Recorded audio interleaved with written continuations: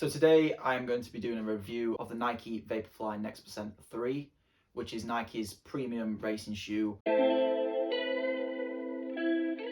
Stay around for the end of the video because I'll give my opinion on if I do think this is the best shoe on the market, and also if you should buy it depending on what kind of runner you are. Please like, subscribe and comment your current favourite racing shoe. So there's a new sleek design which I think looks a bit nicer than the previous versions, and although that is great, we don't really care about the aesthetics of the shoe, and it's definitely more how the shoe performs. One noticeable aesthetic change from the first and second versions is there's a new cutout in the shoe here just to save a bit of weight. It kind of contributes to the rocker where the foot pushes forward. Also, there is a cutout in the middle of the outsole where the carbon plate is exposed, again saving a bit of weight. Firstly, onto the upper. The upper, for me, when I put this on, it is a drastic improvement. Far more breathable than the previous versions, which were also breathable. It's definitely flexible, it's not too tight. Honestly, I think this is possibly the perfect upper, and that's quite a big statement, just how breathable it is, as well as having some more reinforced material around the Achilles and a bit of padding on the inside to help to support the heel and the Achilles. It's quite rigid where it sort of connects to the ankle, so just be a bit careful. Maybe wear a socks or blister plasters, or just don't tie it as tight if you struggle with that. The lacing system, very similar to the previous models, good laces. They don't come undone because they're like bumpy, so it like locks down a bit better. And I did notice that I had to kind of tighten them quite a lot to sort of bring it up to the top, which isn't a bad thing. Generally, most of the time, you have to tighten the shoe throughout the whole lace to get a good fit. Onto the midsole, and this is where all super shoes kind of excel. It's also the biggest difference and maybe what sets it apart from any other shoe.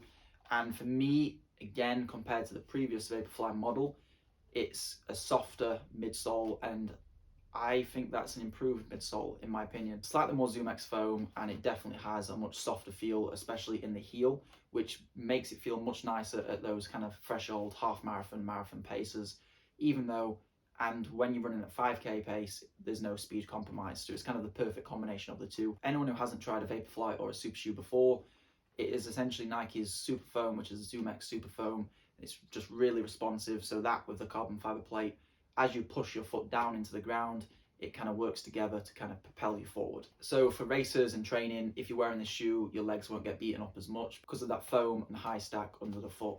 It's just a really nice cushion.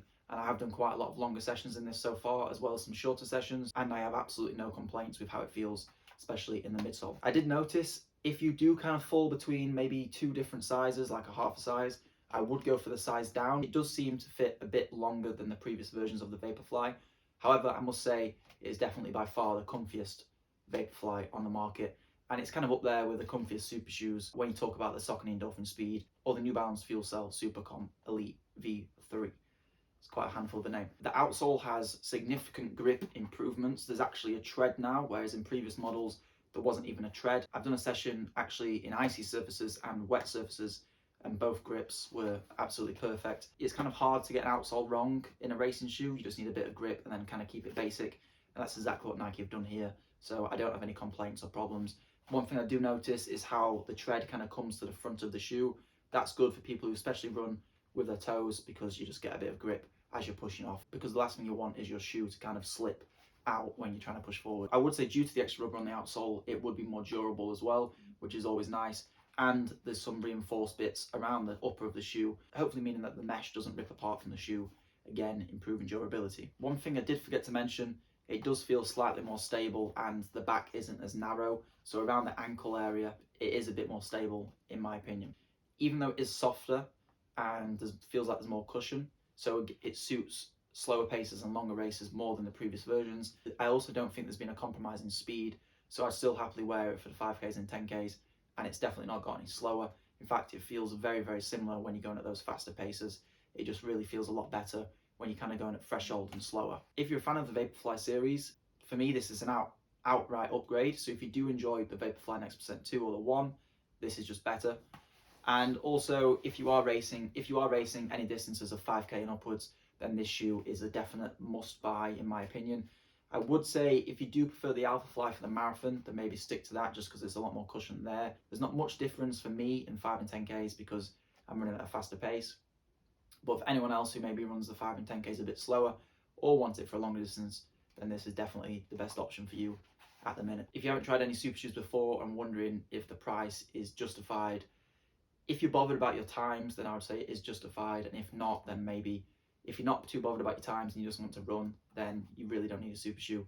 But if you do want to get faster, then this will definitely give an added bonus, especially in the longer distances.